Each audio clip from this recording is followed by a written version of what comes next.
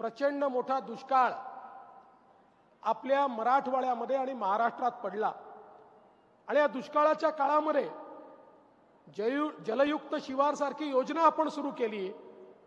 ज्या योजनेमुळे खरं म्हणजे अनेक गावांनी मेहनत करून त्या ठिकाणी मोठं परिवर्तन घडवलं, अनेक गावं पाणीदार झाली आणि हायकोर्टाने अपॉइंट केलेल्या कमिटीने सांगितलं इतक्या वर्षामध्ये पहिल्यांदा मराठवाड्यामध्ये जलपातळी भूजल पातळी वाढली, जी कमी होत होती ती वर आली।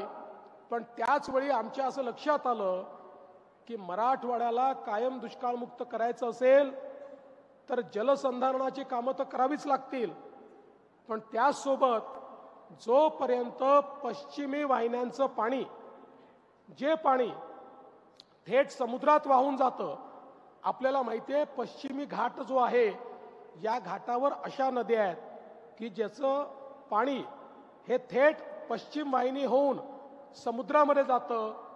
ते पाणी जोपर्यंत आपण गोदावरीच्या खोऱ्यामध्ये आणत नाही तोपर्यंत मराठवाडा दुष्काळमुक्त होऊ शकत नाही।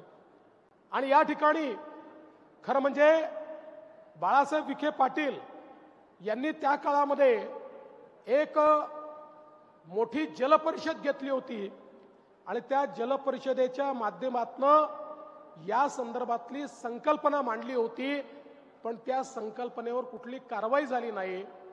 ज्यावेळी या गोदावरीच्या उपखोऱ्यांचा एकात्मिक आराखडा मी तयार केला त्यावेळी आम्ही सांगितलं की आपल्याला जर मराठवाडा दुष्काळमुक्त करायचा असेल तर हे वाहून जाणारं 53 टीएमसी पाणी, धस साहेब तुम्ही 2 आणि 3 टीएमसी करता या ठिकाणी मागणी करताय, 53 टीएमसी पाणी हे गोदावरीच्या खोऱ्यामध्ये आलं पाहिजे।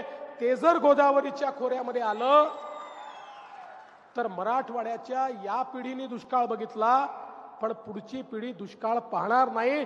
मराठवाड्यातला दुष्काळ हा भूतकाळ करता येईल आणि म्हणून त्यावर आपण काम करून आपल्याला कल्पना आहे की त्याचे सगळे आराखडे तयार केले। 2019 साली त्याचा GR आपण काढला, त्या संदर्भातल्या मान्यता आपण घेतल्या। दुर्दैवाने सरकार गेलं आणि त्यामुळे त्याच्यावर काही कारवाई झाली नाही। पण माझं भाग्य समजतो की पुन्हा जेव्हा शिंदे साहेबांच्या नेतृत्वात सरकार आलं, अजितदादा, आम्ही आणि शिंदे साहेब, या जलसिंचन खात्याची जबाबदारी माझ्याकडे आली आणि या 2 वर्षाचा उपयोग हा पूर्णपणे महाराष्ट्रातले जे 4 नदीजोड प्रकल्प आहेत, ज्या प्रकल्पांमुळे विदर्भ, मराठवाडा आणि उत्तर महाराष्ट्र हा पूर्णपणे दुष्काळमुक्त होणार आहे, या प्रकल्पाचा पाठपुरावा सुरू केला, त्याच्यातल्या सगळ्या अडचणी दूर केल्या, त्याला MWRRA ची मान्यता आपण घेतली आणि त्याचे आपण सर्वेक्षणाचे टेंडर्स देखील काढले। त्यामुळे आता हे काम पूर्णपणे मार्गी लागलेलं आहे आणि मला या गोष्टीचा आनंद आहे की मूळ संकल्पना ज्या बाळासाहेब विखे पाटलांनी मांडली होती त्यांचे सुपुत्र असलेले राधाकृष्ण विखे पाटील यांनाच आता हे काम दिलेलं आहे। त्यामुळे मला हा विश्वास आहे, सरकार म्हणून आम्ही त्यांच्या पाठीशी खंबीरपणे आहोत। मला हा विश्वास आहे की आता यातले अडथळे दूर झाल्यामुळे येत्या वर्षभरामध्ये हे नदीजोड प्रकल्पाचं काम आपण सुरू करू आणि हे 53 टीएमसी पाणी आपण गोदावरीच्या खोऱ्यामध्ये आणल्यानंतर मराठवाडा दुष्काळमुक्त होईल। आणि अलीकडच्या काळामध्ये एक संघर्ष आपल्याला पाहायला मिळतो, नाशिक आणि नगर विरुद्ध उरलेला मराठवाडा। आता मला धस साहेब जायकवाडीतनं पाणी मागतायत, जायकवाडीमध्ये आत्ता जर मी म्हटलं की लगेच तुम्हाला पाणी देतो, इथनं तर सुखरूप निघेल, पण संभाजीनगरला सुखरूप राहील का याची शक्यता कमी आहे।